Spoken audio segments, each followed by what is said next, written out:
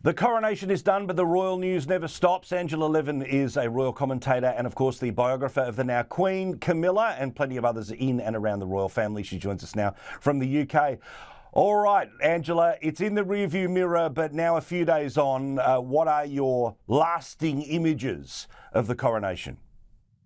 My lasting images are being very human and being accessible and allowing yourself to be emotional. I think you rarely see a king who is emotional, but King Charles was very involved in the whole thing, and you could tell that it was overwhelming for him at some points. I think he is a religious man, and I think the whole way it was done. And of course, when Prince William, now heir to the throne, came up and touched his crown and then kissed him on his left cheek. And he said, "Thank you, William." Oh, gosh, I wanted to cry. Whereas the Rascal was sitting away from his brother and behaving like a silly teenager, really. I think he was very, very uncomfortable. I think he felt very strange that he was there by himself and, rushing off immediately without even having the time to say congratulations to his father and his brother is, just hopeless, really. Yeah, you could almost hear in the Abbey his feet dragging because clearly didn't want to be there, was there for the shortest period of time he possibly could. But I've got to say, well done to the seat planners, because sitting behind the feather on the top of Anne's head was a genius move. It was hilarious because when Meghan came for the Jubilee or the Queen's funeral, I can't remember which one, there was a big candle in front of her, so the camera couldn't get to too many photos of her. And this time it was a bright red feather, and that was it was too hilarious, wasn't it? It was just really funny. The other thing that was so lovely was watching William and Catherine's three children. I mean, George did a great job holding the train that went behind his grandfather. And at first he was all quite hunched, and then he suddenly remembered he had to be upright and strong and look sort of soldier-like. And he was very good. And Charlotte, of course, Princess Charlotte, is absolutely got our eye on everything, telling her brothers what to do, looking like that and sort of saying, move here, do this, and looking stunning as a mini mother, just sort of look about her. And then Louis, who was very well behaved in the cathedral, extremely well, because it must be deeply boring for somebody who's just turned 5 to sit there very quietly and listen. And he got a bit jolly afterwards, but I thought they were gorgeous. And I think as well that it helps with the feeling that the monarchy will continue, despite everybody being concerned about it, and some people trying desperately hard to smash it up, including Harry and Meghan, I'm afraid. But you see King Charles, and you see a tremendously feeling, hardworking Prince William, and then you see the sweetness of Prince George, and that's enough to see and feel comfortable. Because we in London, we in the UK, we really need a monarchy. We love them. We feel happier with them. Well, also, I couldn't help but think, the loneliness of Harry was obvious, but I think the message that was very clear for him physically and then for everyone else watching is they don't need him. It doesn't matter. He's decided to exercise himself from the family, but it's a family that steps up at big occasions, that shows emotion in front of the world, like, as you say, William kissing his father after touching the crown. It's all up to him how he comes slithering back to them. But the point is, they don't need him anymore. Yes, it's very interesting, isn't it? There was no booing, no cheering, nothing. They couldn't. Nobody sort of cared whether he was there or he wasn't.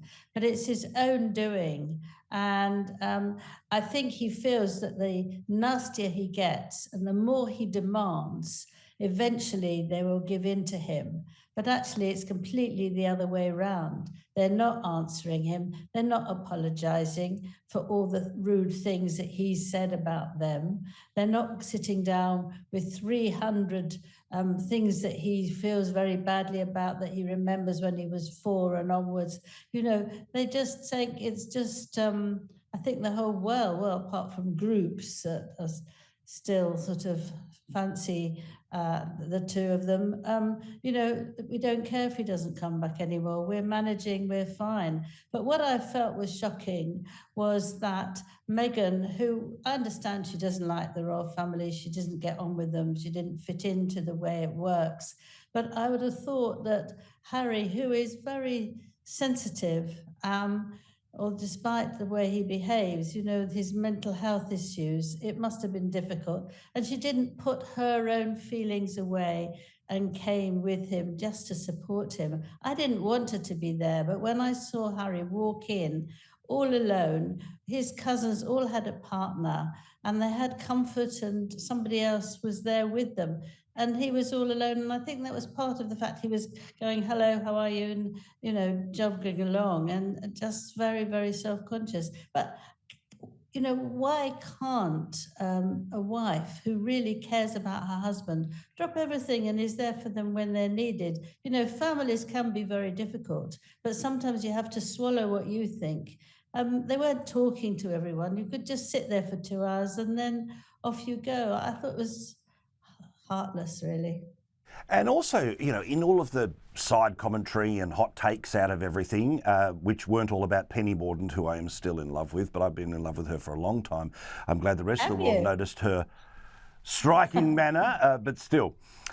Yeah. The Bridgerton actress who plays a spin-off of a Queen, Netflix, whatever, she turned around and said that the balcony was just, too white. Well, of course, that's what that family is, and the Japanese royal family looks like it does, and all the different royal families around the world look like. Yes, I mean, it really has hit many people's hearts. Absolutely furious. They think it's white racism and they won't take it.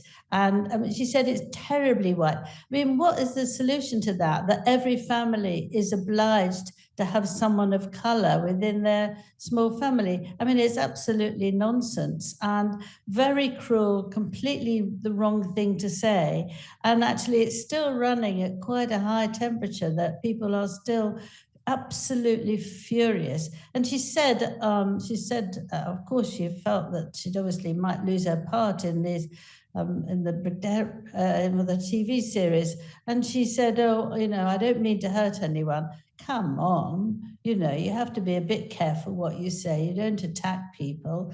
And people are working out that there's 83% white in this country because it is a white country, and you can't have someone of color everywhere all the time. I mean, all our adverts have got somebody in color and mixed marriages.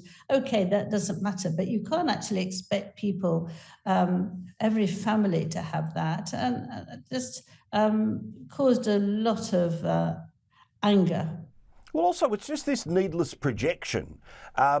Is the world white? No. Are some families white? Yes. Is the majority of people in the UK white? Yes. But even me saying that right now will make someone feel nervous somewhere on the internet, and they'll be trying to cancel us for speaking about demographic truth. Yeah, I'm afraid so. So be careful. Yes, I mean, it is. I think this was too far, actually. This was real white racism, and so many people have sent text and spoke about it, that saying, would you say that about Obama's family? Would you say that about an Indian family? Every family has color that belongs to the family. And if there's another one, a different sort, that's fine. But as it happens, the royal family just has the white people. So what? Doesn't mean they don't care. I mean, I think you saw very clearly during the service in Westminster Cathedral, and actually in the concert yesterday, that there were loads of people of colour of all different sorts, and it was very, very well balanced, and everybody enjoyed it. There was no problems of who sat where and who danced with who, and who sung this and that. But actually, on the balcony, it couldn't be done. Angela, lovely to talk to you. Enjoy your rest, because you've been going at full pace for some time, and we'll look forward to talking to you in the next couple of weeks here on Sky News. Okay, thank you. Bye-bye. See you, Donald.